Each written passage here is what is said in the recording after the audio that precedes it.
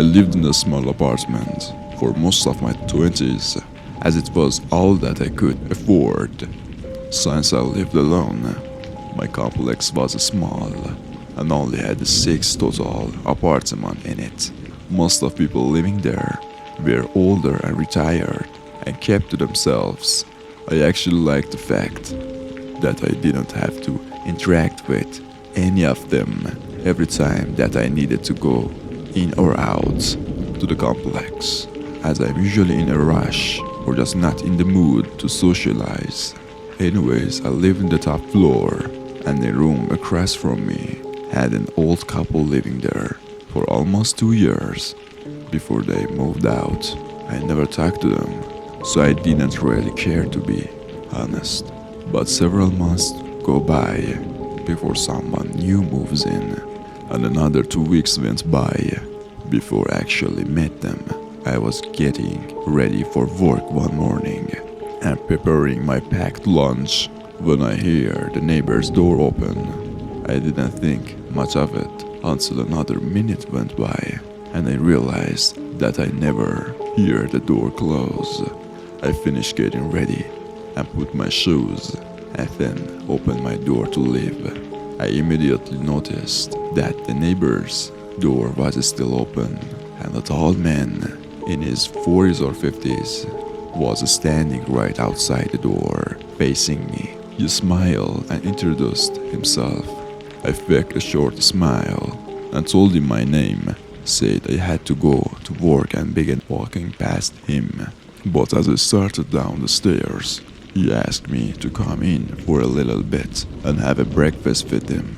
This was really weird, as I just told him that I needed to go to the work, but I just said sorry and continued down the stairs and out of the complex. While I was at work that day, I thought about how strange the interaction was.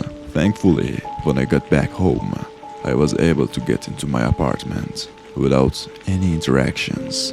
But the next morning, I woke up to the knock at the front door. I was really annoyed because I had to work today. Now I was up early, but I quickly got dressed and opened the front door. My neighbor was there, but strangely, he was standing right in the front of his open door again. He asked me to join him for breakfast again, to which I obviously declined and told him in a more aggressive manner knock on my door so early. The man didn't seem very happy about my answer and just kind of stood there. Then he said that I didn't have to leave for work for a while and I had enough time to eat with him. I knew that there was something wrong with this guy, as there was a lot about that response that was creepy. I firmly said no and then backed away and closed my door, making sure to lock it. Again, the more I thought about this guy, the more creepy and disturbing the interaction seemed. The rest of the day went by as usual, though, and I got home around 6. I made some dinner and watched a movie and got ready for bed around 11. I laid in the bed for a while, thinking about my creepy neighbor and wondering what to do about it. I decided that if anything else happens, I contact the owner of the complex and have him talk to the guy. Then I leaned over and turned off my lamp and tried to fall asleep. But a few minutes later, I heard the neighbor's door creak open.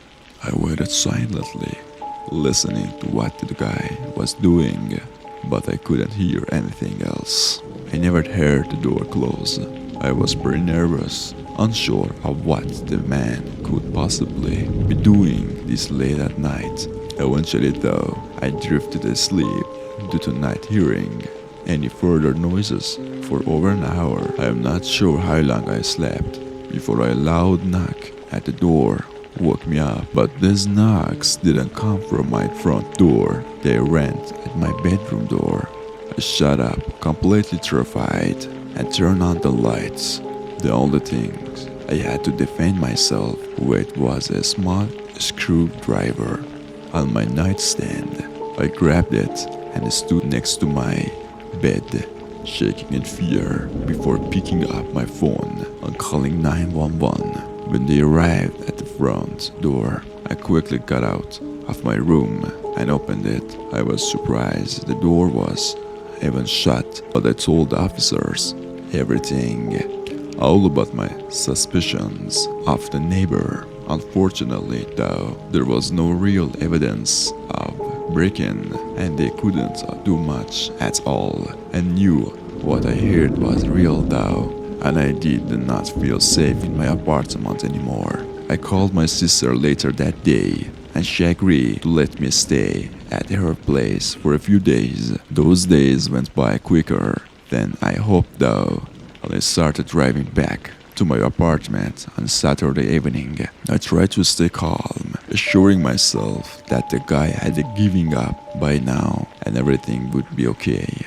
I pulled him to the parking lot and made my way into the building. The sun had just set, so the staircase was dim.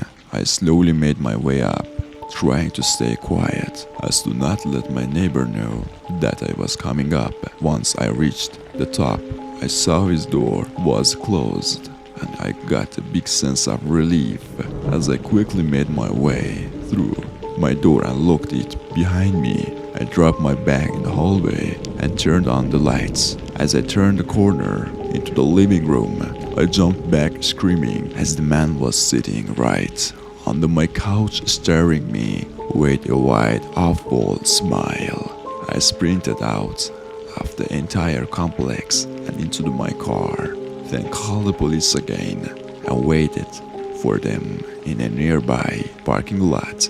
When they arrived about 10 minutes later, we drove up to the complex and they went into the apartment while I waited by my car. Surprisingly, they came out just a minute later with the man in handcuffs. They said he was still sitting on the couch and that they also found a small knife in his pocket. The most disturbing part of this whole situation, though, was that when he was questioned, he admitted to breaking in 3 separate times, and I only knew about it 2 incidents, which meant that at the one point, he was hiding in my apartment, probably watching me without me even knowing.